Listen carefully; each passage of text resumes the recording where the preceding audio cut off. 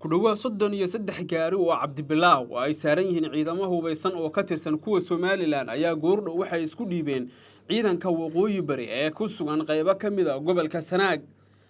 aaga magaalada Ceergaabo iyo sidoo kale tuulada lagu yiraahdo Yuube ayay ciidamadan iska dhiibeen waxayna wararka iyo macluumaadku sheegayaan in ciidamadan ay ahaayeen kuwa beel ahaan ka soo jeeday beesha Warsangeli maadaama bilihii la soo dhaafay ay isu soo tarayeen ciidamada beesha Warsangeli ee isku dhiibaya dhinaca waqooyi bari maxaa ka socda aaga bari ee magaalada Ceergaabo tuulada Yeyle ma dhaba wararka sheegaya in xiisado culaad laga soo sheegayo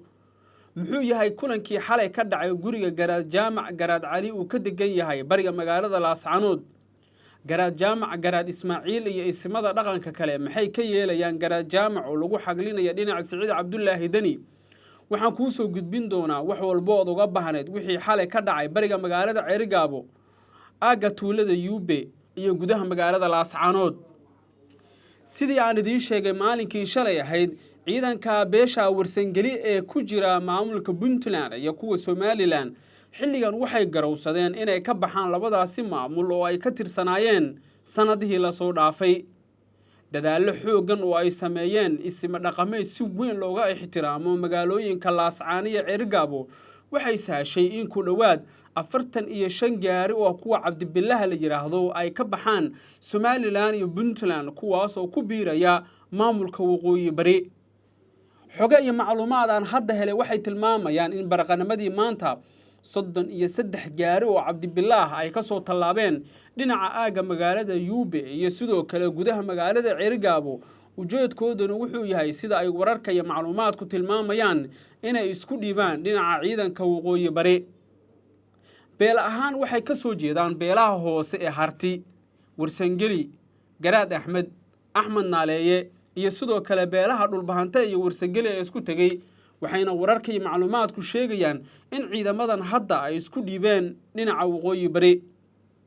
dabcan markii ciidanku isu soo dhiibaan hubka ayaa laga dhigaa gaadiidka dagaalna waa laga wareegaa kadibna waxa lagu kala daraa ciidamada qalabka sida ee waqooyi bari sida ay wararku tilmaamayaan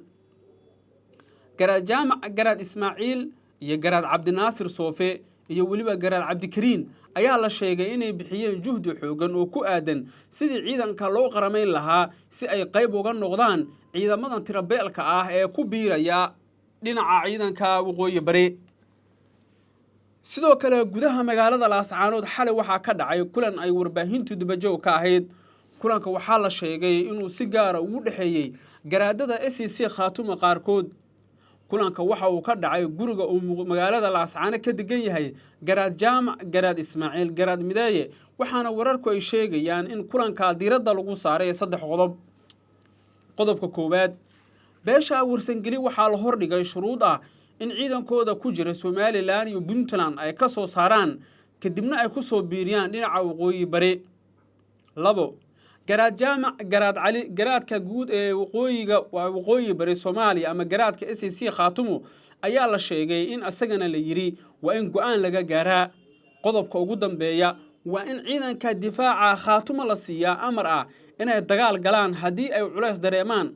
qodobadaas iyo kuwa kale waxa la sheegay inay ugu mudnaayeen qodobadii xalay looga hadlay kulankii ka dhacay gudaha magaalada Laascaanood ee gobolka Sool Garaad Jaamac Garaad Ismaaciil iyo Garaad Jaamac Garaad Cali ayaa la sheegay in labadooduna ay kulmi doonaan maalmaha soo aadan waxaana la filayaa in kulankooda guud ahaan diiradda lagu saaro qodobo dhowr ah oo ay ugu waaweyn yihiin amniga odayaal ka soo jeeda beesha Bahar Same oo abtirsahaan uu ku abtirsano Garaad Jaamac Garaad Cali ayaa la sheegay in xalay ay la kulmeen garaadkooda waxayna u sheegeen inuu si degdeg ah Laascaan u yimaado si uu qayb uga noqdo dhismaha maamulkan curdunka ah inta ka hartay Garaad Cabdinaasir Garaad Soofe iyo Garaad Cabdikariin iyo Garaad Mukhtaar ayaa la sheegay in sidoo kale kulanka ay ka qayb galeen walow markii dambe beesha Bahar Same iyo sidoo kale beesha Jaamac Siyaad la sheegay in iyana ay yeelan doonaan kulan gaar ah beesha Fiqishini ee habar gidir ee degta gobolka Sool ayaa iyana loo ogolaaday qaybaha dambe inay kulanka ka qayb galaan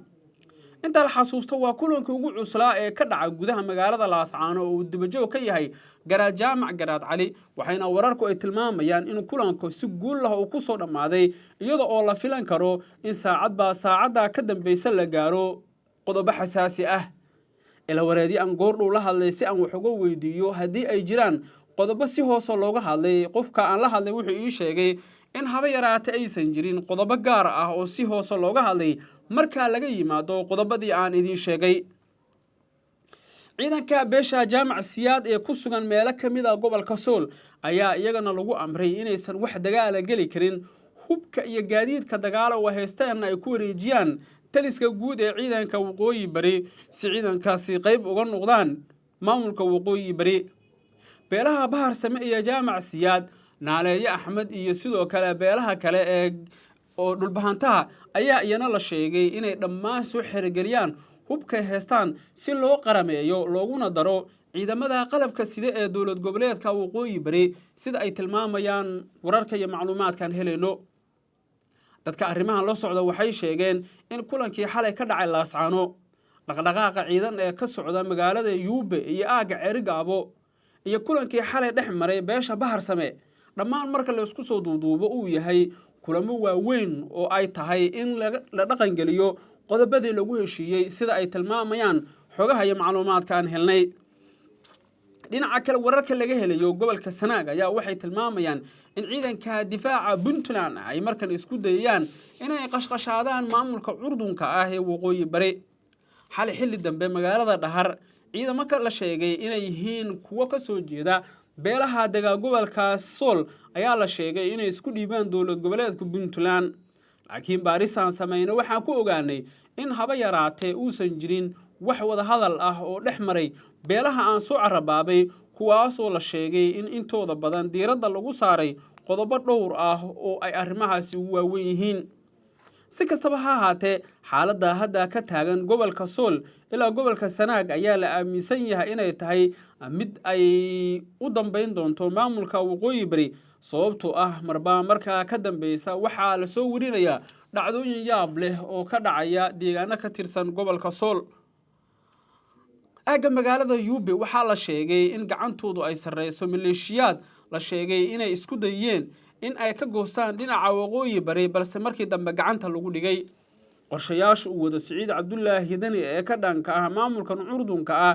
iyo qodobo kale marka la isku geeyo dad badan waxay aaminsan yihiin in Siciid Cabdullaahi Dani uu markan qaadayo tallaabooyin wax u dhimi kara xiriirka kala dhaxeeya maamulka waqooyi bari iyo sidoo kale dawlad goboleedka Puntland odayaal dhaqameed isxilqaamay ayaa la sheegay doorkooda inay ciyaarayaan sidii loo soo gabagabayn lahaa qodobadii hore loogu heshiiyay loona tixgelin lahaa qodobada hadda la sheegayo sibaa la yiri la iskugu soo dhawaado daawadayaal wuxuu ku soo kordhaa wararkan idin sheegay dhaqdhaqaaqa ka socda gobolka Sanaag ilaa gobolka Sool wararkeena dambe ayaan insha Allah idin kula wadaagi doonaa